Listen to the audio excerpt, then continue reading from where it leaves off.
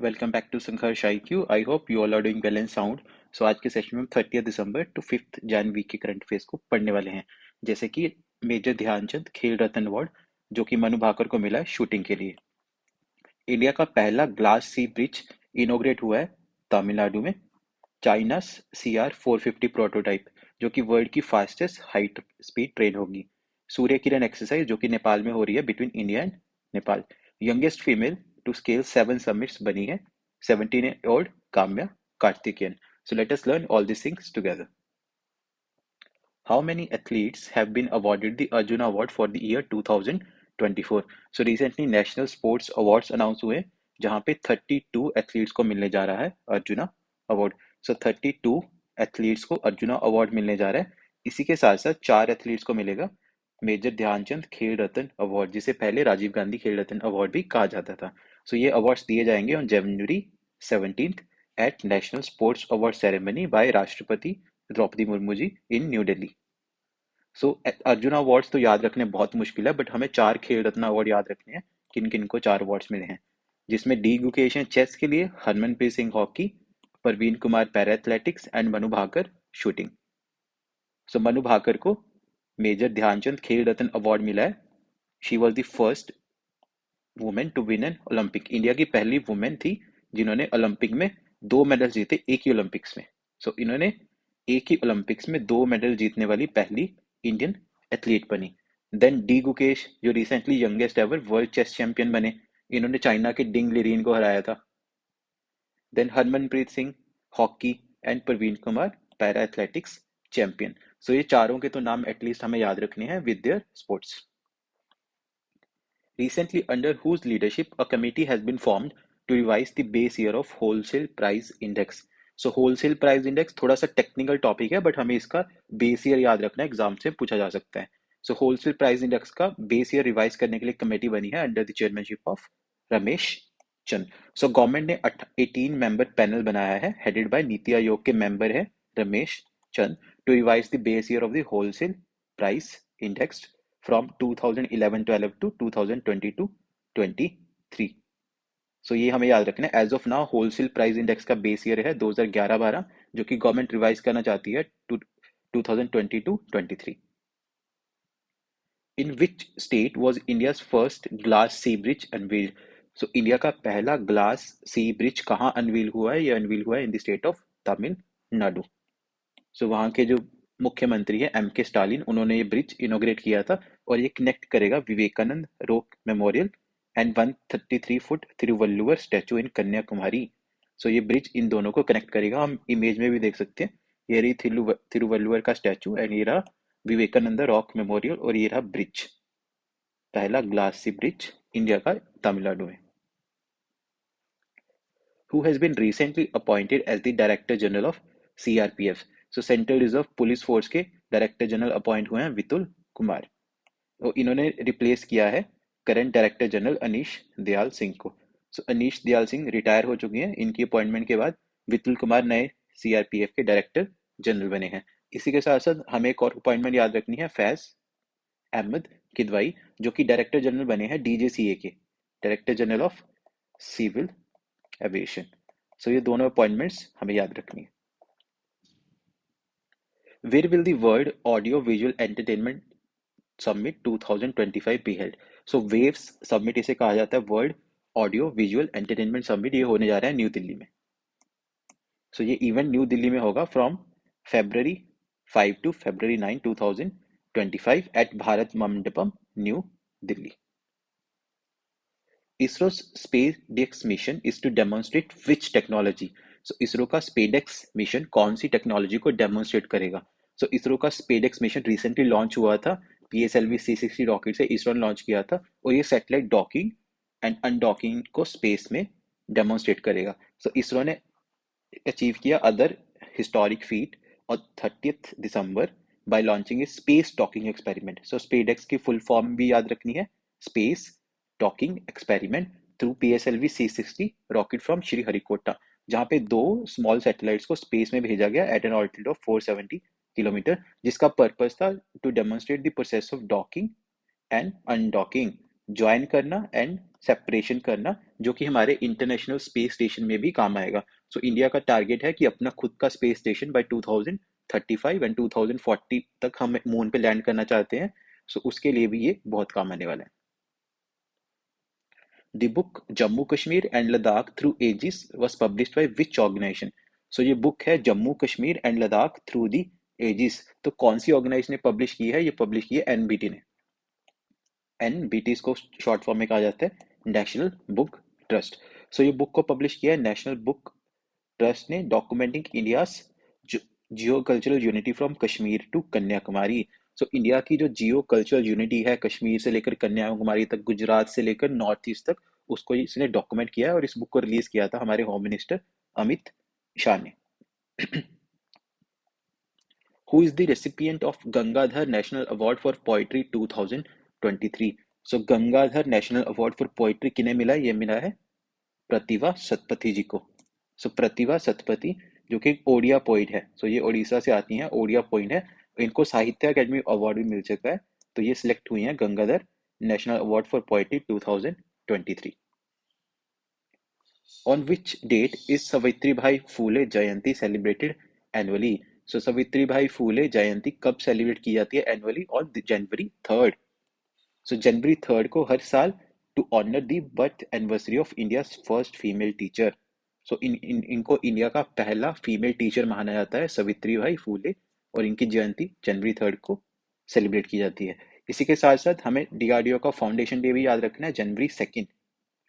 सो जनवरी 2nd DRDO का 67th foundation day 2025, और ये एस्टैब्लिश हुआ था 1958 में।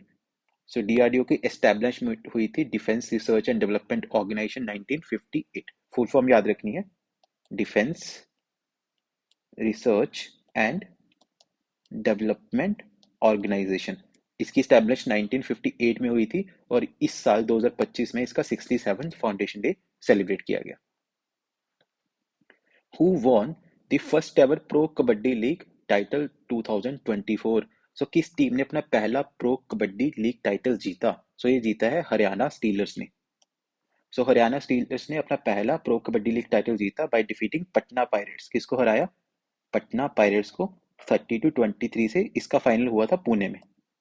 सो होस्ट, फाइनल का होस्ट कौन था? पुणे। सो याद रखना है, हरियाणा स्टीलर्स किसको हराया? पटना पायरेट्स को। कहाँ पे इवेंट हुआ था? पुणे में। इसी के साथ साथ हमें याद रखना है, first ever senior national men's handball championship title किसने जीता? सो ये जीता केरला ने, और केरला ने जीता और हराया चंडीगढ़ को 34-31 से, और ये इवेंट केरला में ही हुआ था। सो ये भी याद रखना है, पहला ever senior national men's handball championship Kerala ने जीती, चंडीगढ़ को हरा के इन केरल। सो ये दोनों इवेंट याद रखने। What record does Kamya Karthikeyan achieve? So Kamya Karthikeyan ने इनमें से कौन सा रिकॉर्ड रिसेंटली अचीव किया? सो ये पहली यंगेस्ट फीमेल बनी to scale the 7 summits. So youngest, ये सुपरलेटिव है, इसको याद रखना है। यंगेस्ट बनी 17 साल की उम्र में, इन्होंने सातों की सातों समिट्स जो कि 7 कॉन्टिनेंट्स में फैली हुई हैं, हाईएस्ट पीक्स को सबमिट किया। सो 17-year-old Kamya Karthikeyan youngest female in the world. So world की youngest female बनी to scale the 7 summits which includes the highest peak on all 7 continents. Mount Kilimanjaro जो कि अफ्रीका की हाईएस्ट पीक है, Mount Elbrus Europe, Mount Kosciuszko Australia, Mount Aconcagua South America, Mount Denali North America, Mount Everest तो हमारे Asia में ही है, mount Everest ये सबसे हाईएस्ट पीक है, and Mount Vinson in Antarctica. So ये बहुत इंपॉर्टेंट पीक्स है।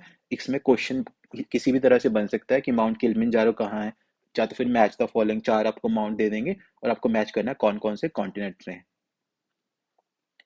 India's first coastline waders bird census has conducted at which place? India का पहला कोस्टलाइन वेडर्स बर्ड सेंसस कौन सी प्लेस पे किया गया? सो ये किया गया मरीन नेशनल पार्क जामनगर।